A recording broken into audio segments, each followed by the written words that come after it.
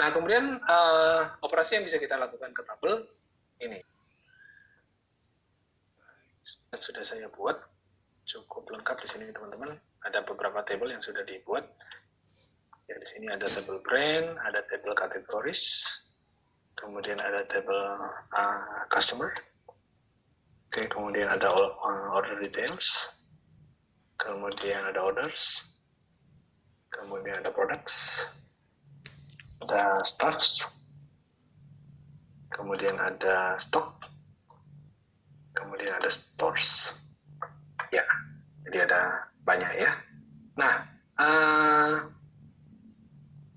ketika kita akan melakukan relasi antar tabel, ya, kita harus lihat field yang antar tabel itu adalah primary dan foreign key. Ya. Nah, di sini di tabel brands, products ya. Products itu product ID ini adalah primary key. Sama seperti tadi pegawai, ini kita adalah primary key. Kemudian punya order.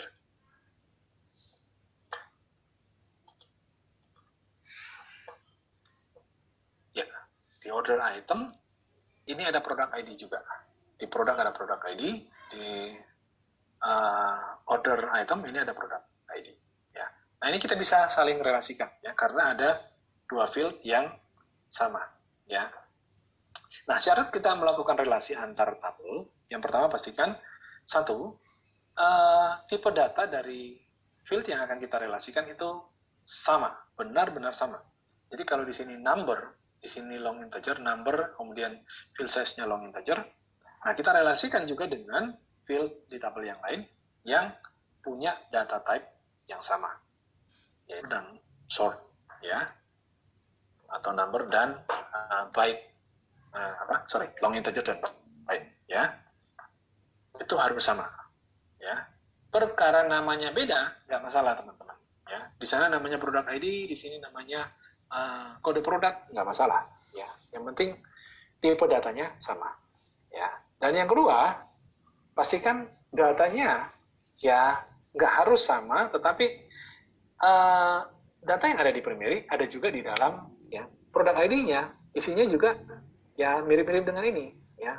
Angka atau kalau di matematika himpunan itu any ya. Jadi any itu yang ada di sini ya, itu juga salah satunya ada di sini. Ya. Jadi misalnya di sini ada 63, ada 60, ada 69, ada 70. Ya mungkin di sini nggak ada semua, tapi ada 70 atau 65. Ya, sama itu yang harus teman-teman harus perhatikan ya. Pastikan tipe datanya sama. Namanya beda nggak masalah. Ya. Nah, di sini items. Nah, kita bisa merelasikan menghubungkan antara produk dan order items di sini. Ya, di contoh ini kita lihat di sini ada relasi antar pegawai dan jabatan pegawai. Ya, di sini relasi yang digunakan itu adalah NIK. Ya, NIK di pegawai ketemu dengan jabatan pegawai. Hanya ada tabel jabatan. Nah, jabatan pegawainya di mana? Nah, kita bikin sendiri di sini dengan memasukkan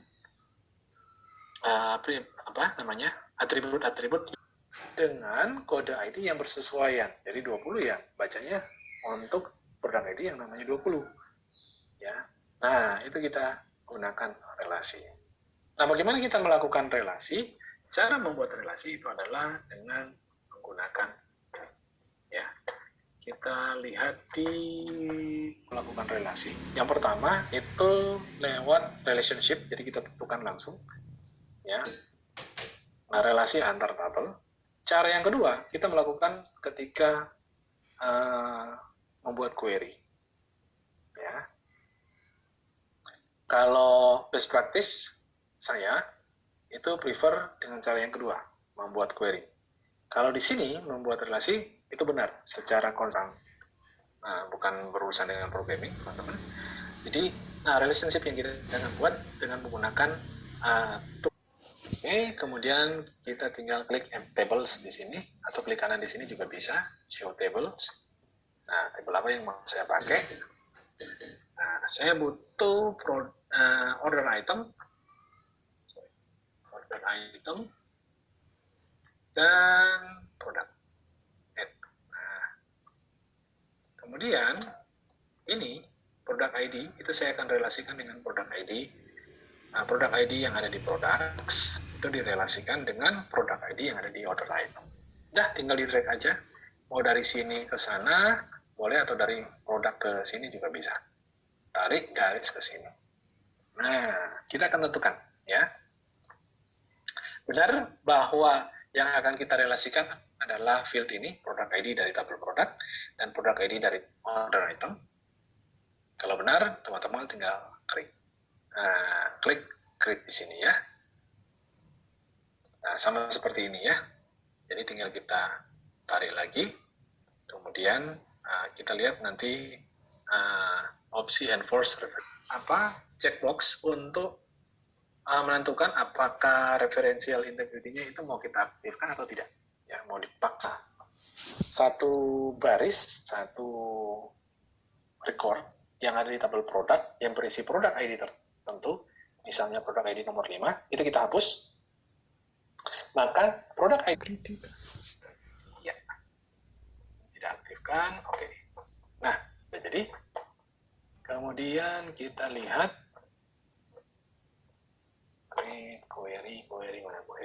query design. Oke, kita lihat tabel bintang from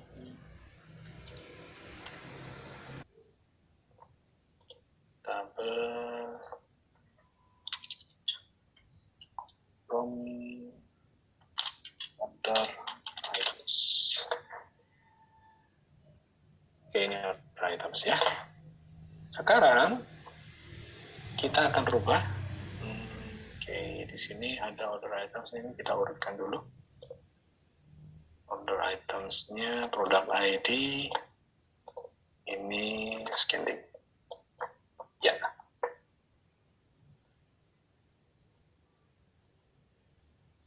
Produk ID produk open. Oke, saya tambahkan satu di sini. Oh, ini udah ya, tes 1, tes 2 yang sudah saya bikin. 32 dan 2 dan 323 ya. Ini saya tambahkan dulu di order open.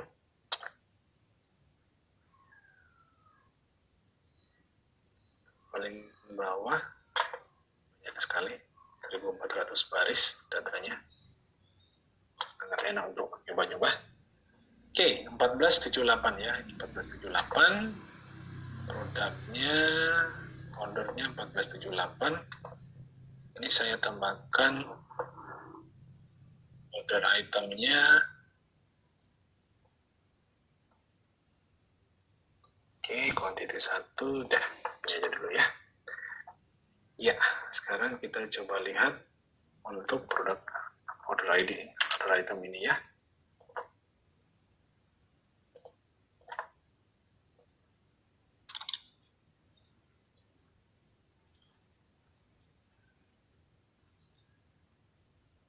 Order ID sama dengan orders.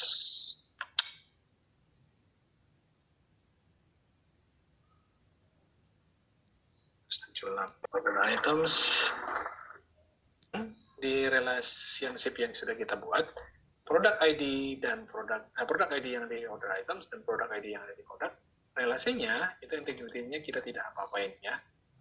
Sekarang bagaimana kalau produk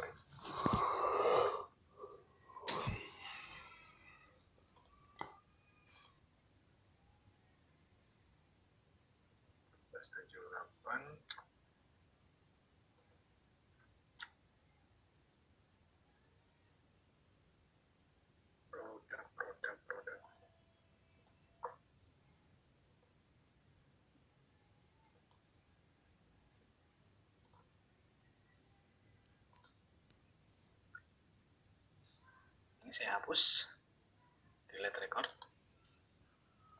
ya. Kita lihat di proses delete dulu. Karena kalau update ini ternyata tidak diizinkan untuk update. Karena di product ID ini tipenya auto number ya teman-teman. Auto number itu nggak bisa diubah. Karena akan membuat kacau kalau diubah. Oke, ini kita hapus. Yes, ini hilang. Ya, 32.322 hilang. Tetapi di order items itu masih ada 322. Oke. Ini saya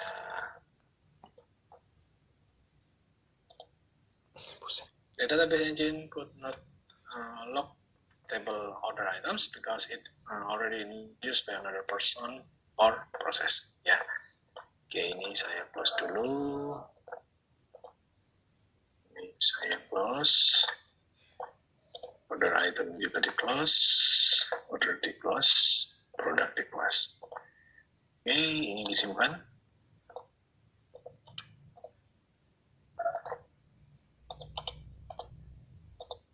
Oke. Nah, kalau muncul seperti ini teman-teman error, itu artinya bahwa kita tidak bisa melakukan forcing terhadap referential integrity karena datanya udah tidak sinkron, udah referensinya integrasi datanya udah nggak sama lagi. Di tabel cari mana yang nggak sama. Nah ini kan repot teman-teman ya. Jadi kuncinya adalah ketika teman-teman akan menggunakan enforce referential integrity, pastikan tabel Anda masih kosong. Ya, jadi tabel yang ini produk atau yang mana lah pokoknya yang akan kita relasikan ini nggak ada isinya, ya masih kosong sama sekali. Nah kalau masih kosong maka referential integrity ini pasti nggak akan ada masalah. Oke, langsung jalan. Ya, jadi ketika kita tabel yang berbeda, ya contoh begini teman-teman. Seperti tadi ya di tabel di order itu ada, nah ini di order ID itu kan ada ID, kemudian ada staff ID ya. Ada store ID dan staff ID. Oke, kita ambil atau customer ID. Nah, ini aja. Ini kita close ya. Di order design. Nah, customer ID ini kan number ya. Kita tahu bahwa customer ID itu akan menyimpan ID dari customer. Dari namanya udah kita tahu ya. Jadi ketika teman-teman memberikan nama atribut itu kan sama dengan variabel ya. Berikan nama yang mencerminkan isi. Jadi kalau isinya adalah ID dari customer ya, kita kasih nama ID customer atau kode customer ya. Jangan isinya adalah customer ID, kita kasih nama field atau nama atribut yang kita sendiri nanti bingung isinya apa ya. Oke, kemudian di sini sama dengan di customer ID sini. Ya, ini kan ada customer ya. Ini isinya juga sama. Nah, tipenya juga sama. Ya, auto number long integer. Di sini juga sama kan. Number long integer. Sama. Ya, tipenya sama. ID-nya itu saya ngisi 1, 2, 3, 4, 5, 6 tanpa saya tahu itu 1 itu namanya siapa, 2 itu namanya siapa, 3 namanya siapa. Nah, mending saya ngambil namanya di sini first name atau last name dari customer untuk disimpan, untuk dimasukkan ke sini sebagai informasi. Oh, ini customer ID yang saya inginkan, ya. Nah, hal itu bisa kita lakukan dengan merubah tipe data di sini menjadi lookup bisa. Nah, kita akan coba. Untuk customer ID saya akan ganti customer ID itu tidak terlalu jelas first name last name ya. Order ID, store ID. Oh, ini store name. Ada store name. Oke, nggak apa-apa. Customer ID aja. Ini saya rubah menjadi lookup besar. Ya, kemudian di sini akan diminta 2 pilihan yang kita untuk memilih. Apakah kita akan menggunakan sumbernya dari field yang ada di tabel lain, atau kita akan mengisi nilainya satu persatu, ya. Nah, kita kan tidak akan mengisi satu persatu, ya, tapi akan mengambil nilai dari tabel yang lain. So, kita pilih yang ini. Next, kita tentukan tabel mana yang mau kita ambil. Nah, tabel yang kita ambil adalah customer. Oke. Kemudian kita next. Yang akan kita ambil apa? Ya, bisa kita pilih. Mau ambil semua boleh, mau ambil 1, 2, 3 boleh. Saya cukup pilih first name dan last name saja. Nah, oke, sudah, next. Kemudian di sini akan diminta mau diurutkan berdasarkan apa? Mau diurutkan berdasarkan first name atau last name atau customer ID. Ya, dan muncul 2 kolom nanti seperti itu. Dan lebih mudah bagi kita. Jadi ketika kita pilih yang pertama contohnya Aaron Knapp, maka ID must save before relationship be created. Save now, yes. But, kemudian isi semua data ini ke dalam tabel yang sudah dibuat ya. Oke. Ya. Nah, biasanya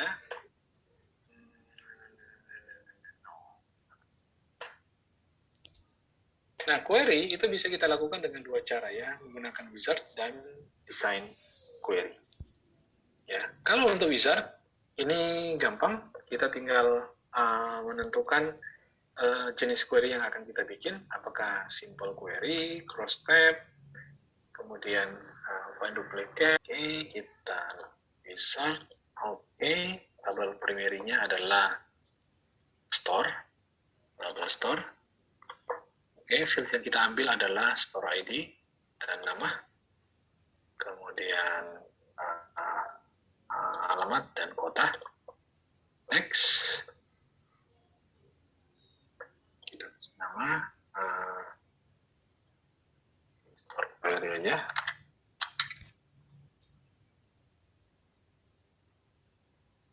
Nah, di sini ada 2 pilihan.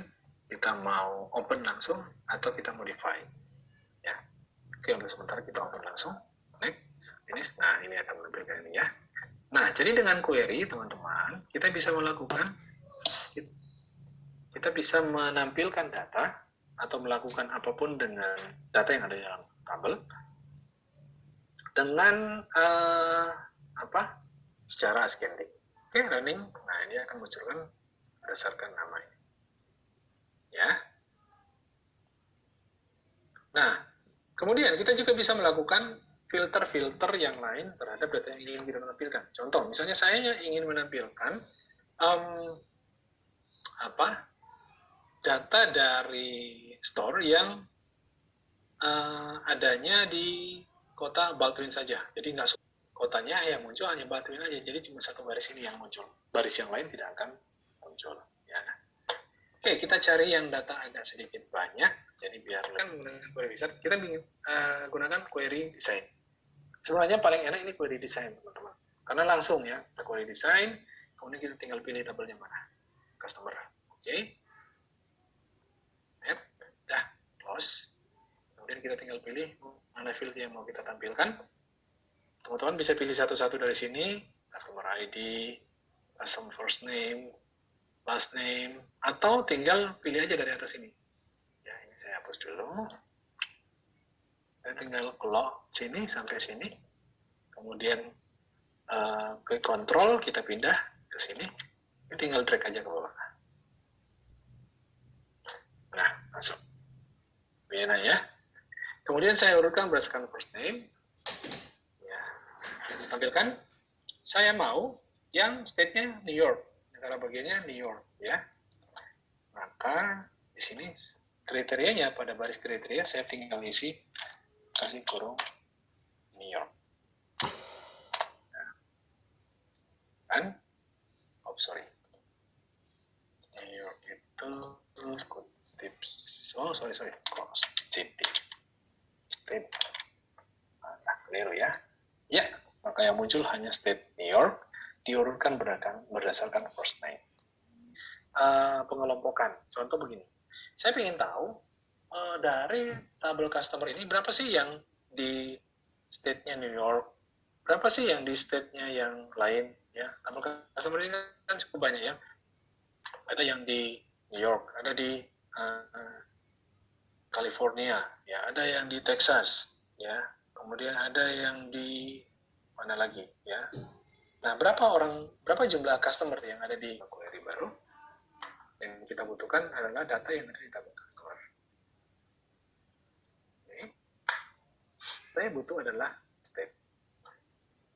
Saya scaling. Oke, ini ada CA, ini kan semua state yang muncul di sini ya. Ya, sip. Kemudian saya ngitung berapa jumlahnya customer ini. Apa yang harus saya lakukan? Gunakan fungsi aggregate. Caranya adalah kita gunakan fungsi ini. Ini ada totals di sini. Ini nanti juga akan menjadi tugas teman-teman di sini ya, menggunakan fungsi simbol ini ya. Oke, kita akan gunakan total. Begitu Anda gunakan total, di bawah sini, di bagian bawah itu akan tambahkan satu baris lagi totals ya. Nah, totals ini akan berisi banyak fungsi aggregate. Ada group by, sum, avg, min, max, kemudian var, first dan last. Ini digunakan untuk menentukan apa data pertama dan apa data terakhir dari sekelompok data. Expression ini kita bikin sendiri, nanti ini akan jadi tugas juga teman-teman. Where ini kalau kita akan menggunakan filter ya, jadi yang akan saya di setiap state ini. Oke, kalau ini kita hanya butuh state, kemudian kita group by, nanti akan hanya muncul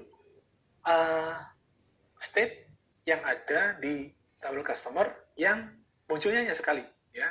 Jadi tidak akan muncul berulang-ulang. Kalau tadi kita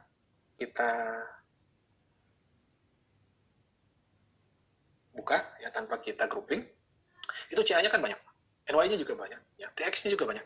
Tapi ketika di grouping seperti ini, maka yang muncul itu nilai yang sama hanya muncul sekali.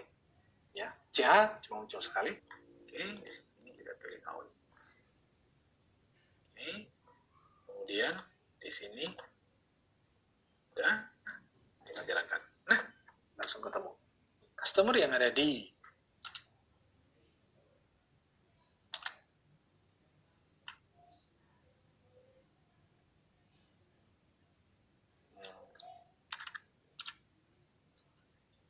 nah,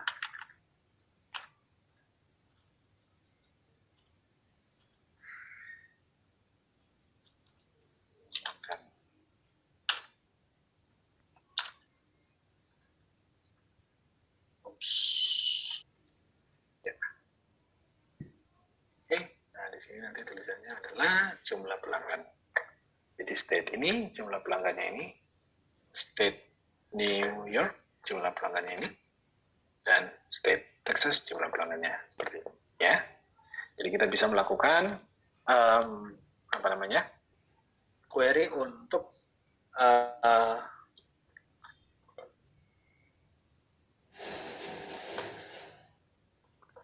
menampilkan jumlah pegawai yang berbeda-beda ya.